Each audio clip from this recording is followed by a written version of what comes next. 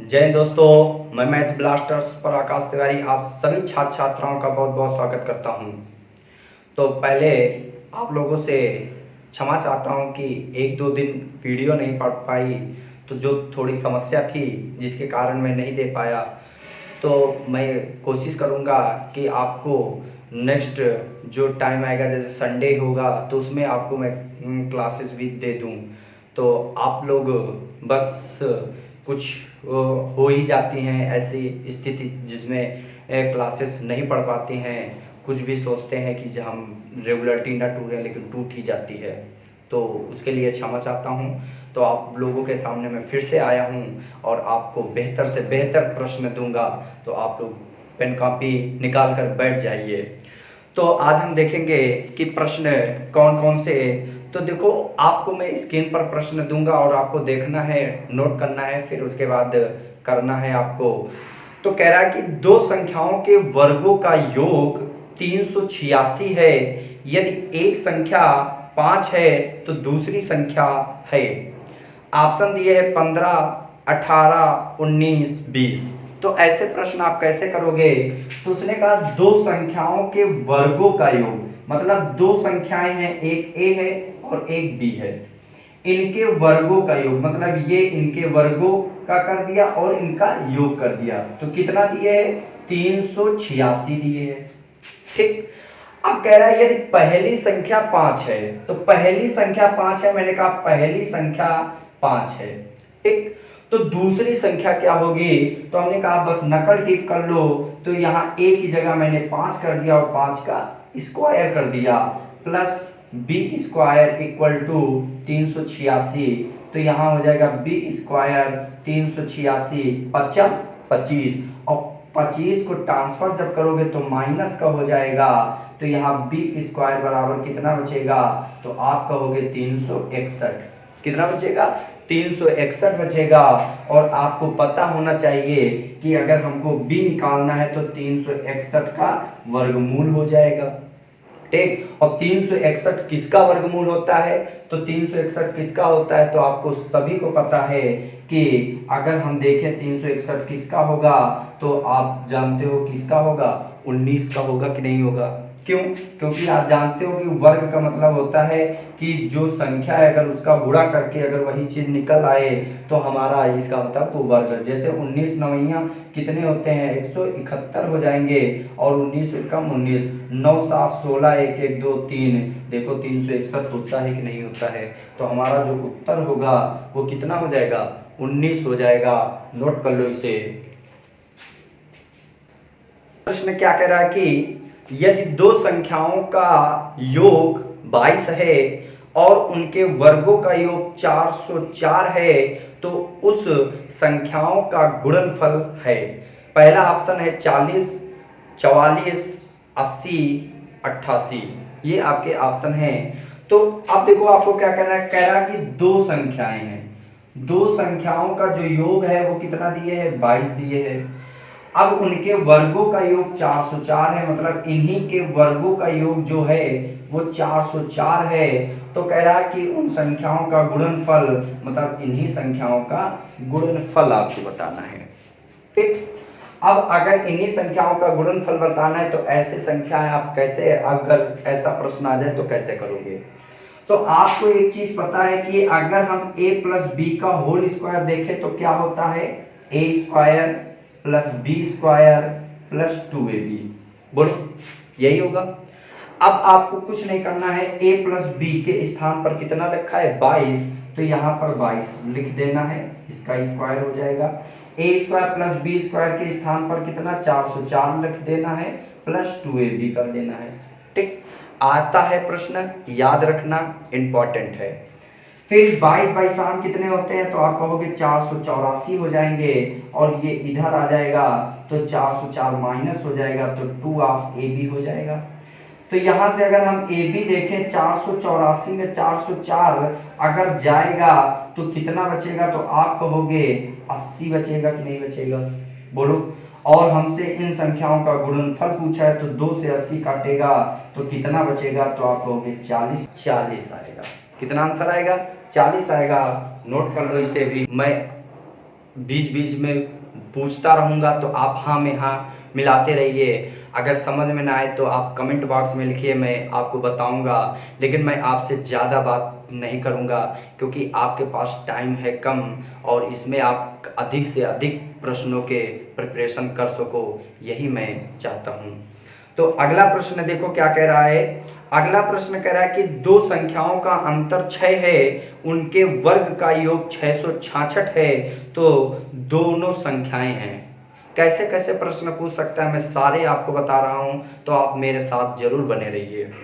तो दो संख्याओं का अंतर मतलब कि मैंने कहा दो संख्याओं का अंतर जो दिए है वो 6 दिए। फिर उसके बाद कह रहा कि उनके वर्गों का योग, उनके वर्गों का जो योग दिए है वो 666 दिए है और दोनों संख्याओं हैं। तो दोनों संख्याएं हैं, तो ऐसा प्रश्न आप ऑप्शन से कर सकते थे। जैसे ए ऑप्शन आपको दिए है, ए ऑप्शन दिए है 15-21, बी ऑप्शन आपको दिए है 12-18, सी ऑप्शन आपको दिए है 18-24 और डी ऑप्शन आपको दिए है 16-22। ठीक। अब उसने कहा कि दो संख्याओं का अंतर 6 है, तो हमने कहा 15 और 6 का अंतर देखेंगे, 15-21 का अंतर सॉरी देखेंगे 6 आएगा, 12-18 का अंतर देखेंगे तो 6 आएगा, 18 और 24 का अंतर देखेंगे तो कितना आएगा, तो 18 और 24 का अगर हम अंतर देखें तो भी 6 आएगा, 16-22 का अंतर देखें तो 6 आएगा, सभी में अंतर आ रहा। लेकिन कह रहा है इनके वर्गों का योग जो होना चाहिए वो कितना होना चाहिए, 666 होना चाहिए। तो आप जानते हो 25 15 हम 225 होता है, 21 हम 441 होता है। अगर हम इसका योग देखें तो यहाँ 6 और यहाँ 6, देखो हमारा पहला ही ऑप्शन हो गया। इसका मतलब हमारा जो दोनों संख्याएं होंगी वो कौन कौन सी होंगी, 15 और 21 होंगी। होंगी कि नहीं होंगी, नोट कर लो इसे भी आप लोग। तो क्या कह रहा है कि दो संख्याओं का औसत 6 है तथा उनका गुणनफल 32 है, तो उनके घनों का योग होगा। ऑप्शन 864, 624, 430, 576। प्रश्न आपको करना है, दो संख्याओं का अगर औसत 6 है तो आप कह सकते हो इसका योग क्या होगा, तो आप कहोगे 12 होगा कि नहीं होगा, बोलो। 6 दूना 12, दो संख्याओं का औसत 6 तो योग 12 हो जाएगा। फिर उसने कहा कि उनका गुणनफल 32 है, मतलब इनका जो गुणनफल है वो कितना दिए, 32 है। तो कह रहा उनके घनों का योग क्या होगा। तो आप यहाँ पर देख सकते हो कि 8 और 4 12 होता है कि नहीं होता है, मतलब 8 और 4, 8 में अगर 4 जोड़ो तो 12 होगा, अगर 8 का 4 से गुणा कर दें तो 8 चौको 32 होगा कि नहीं होगा। इसका मतलब पहली संख्या 8 हो गया, दूसरी संख्या 4 हो गया। इनके वर्ग घनों का योग पूछा है, मतलब कि इनके हम घनों का योग कर देंगे सिर्फ, बोलो। तो 88 64 अट्ठे 512, 4 चौक 16 चौको 64। अगर हम इनका योग करें तो 4 2 6 हो जाएगा, 6 1 7 हो जाएगा, 5 1 5 हो जाएगा, 576 आपका उत्तर डी बिल्कुल सही हो जाएगा। तो ये सारे प्रश्न आपके एग्जाम में पूछे हुए ही हैं जो मैं करा रहा हूं, तो इनको जरूर से जरूर नोट करें। तो नोट कर लो इसे, समझ में ना आए आप कमेंट बॉक्स में लिखना, आपको नेक्स्ट वीडियो में जरूर समझाया जाएगा। और अगर कोई प्रश्न अगर पूछना है तो आप पूछ सकते हो, आप ये नोट कर सकते हो 73 47 81 1501 7347811501। तो इस पर आप व्हाट्सएप कर सकते हो और आपको तुरंत से सल्यूशन मिलेगा। तो ये आप व्हाट्सएप नंबर मेरा ले सकते हो। आप लोग कोई भी समस्या हो, कोई भी जानकारी लेना हो तो आप इससे हमसे संपर्क कर सकते हो, आपको तुरंत सल्यूशन दूंगा मैं। तो नोट कर लो इसे। क्या कह रहा है कि अगला प्रश्न है, तीन संख्याओं 1 2 3 के अनुपात में हैं, यदि उनके वर्गों का योग 126 है तो वे संख्याएं हैं।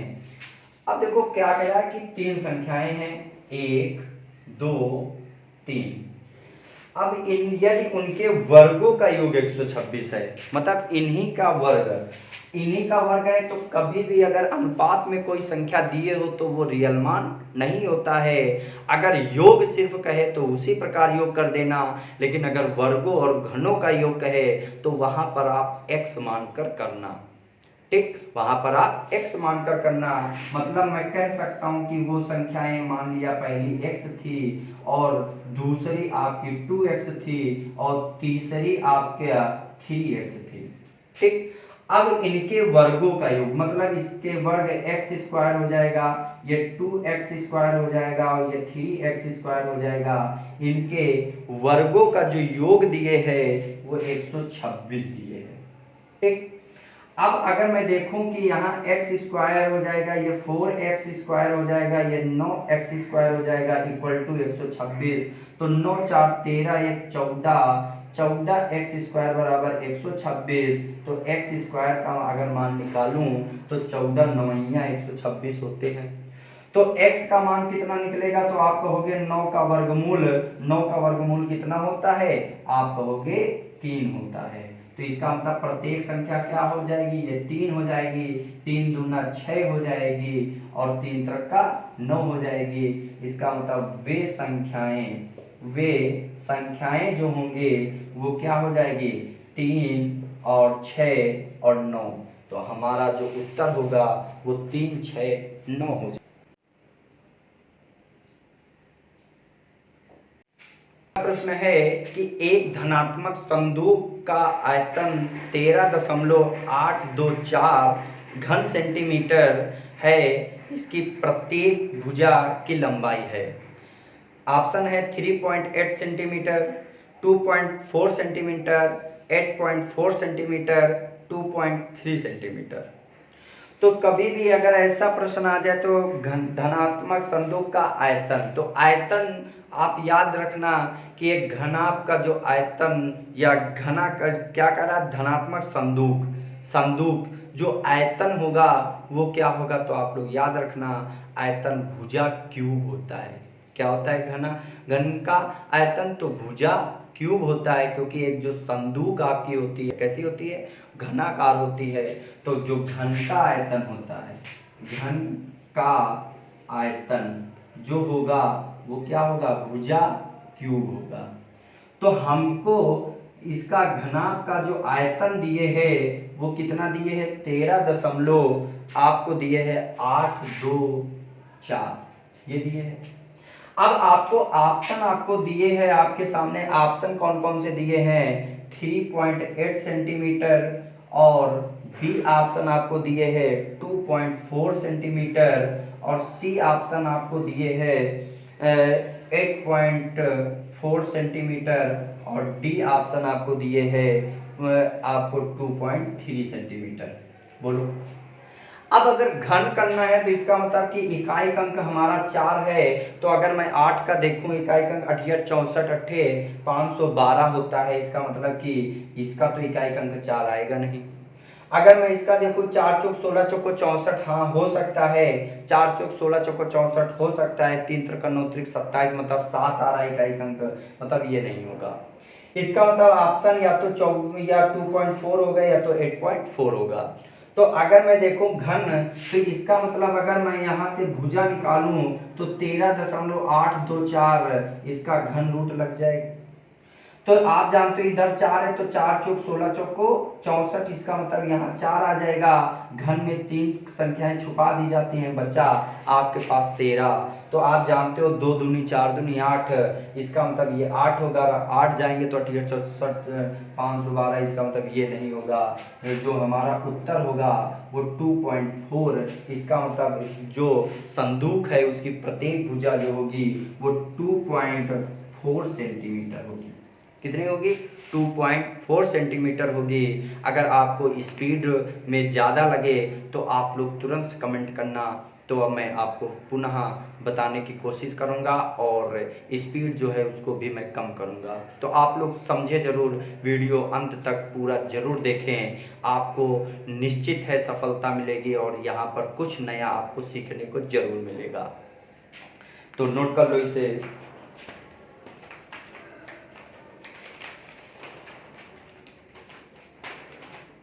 बहुत वेरी इंपॉर्टेंट है, हर बार प्रश्न आता है, जरूर नोट करना। एक मनुष्य उतने ही रुपए प्रत्येक भिखारी को देता है जितनी भिखारियों की संख्या है। यदि उनके रुपए 5184 बांटा तो भिखारियों की संख्या होगी। ऑप्शन है 76, 72, 74, 78।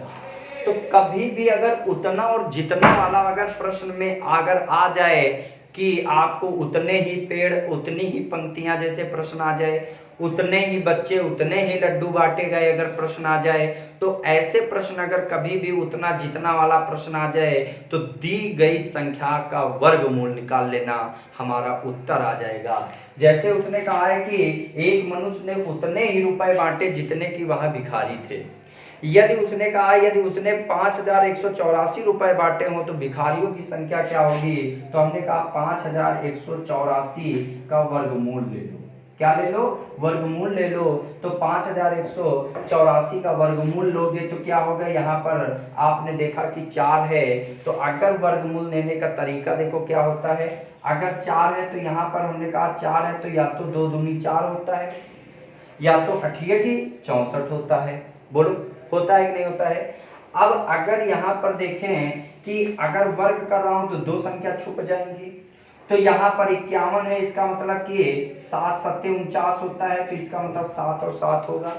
अब हमारा या तो 72 हो सकता है या तो 78 हो सकता है, तो इसको जानने के लिए क्या करेंगे, जिसको करीब लेकर गए हो उसी के आगे वाले में गुणा कर दो। 8 7 56, क्या आया 56। अब 56 से देखो 51 कम है कि ज्यादा, तो आप कहोगे 56 से 51 कम है, तो 72 और 78 में कम कौन, तो आप कहोगे 72। इसका मतलब कि वहां पर भिखारियों की जो संख्या थी वो कितनी थी, 72 थी। हमारा उत्तर 72 आएगा। ये मोस्ट इंपॉर्टेंट है आपका प्रश्न, मोस्ट इंपॉर्टेंट। हर बार आप में आर्मी वाले में तो आता ही आता है, इसे जरूर से नोट करना। तो ये आपका 28 जो मार्च में एग्जाम हुआ था उसमें भी ये पैटर्न आया था, तो जरूर याद रखना।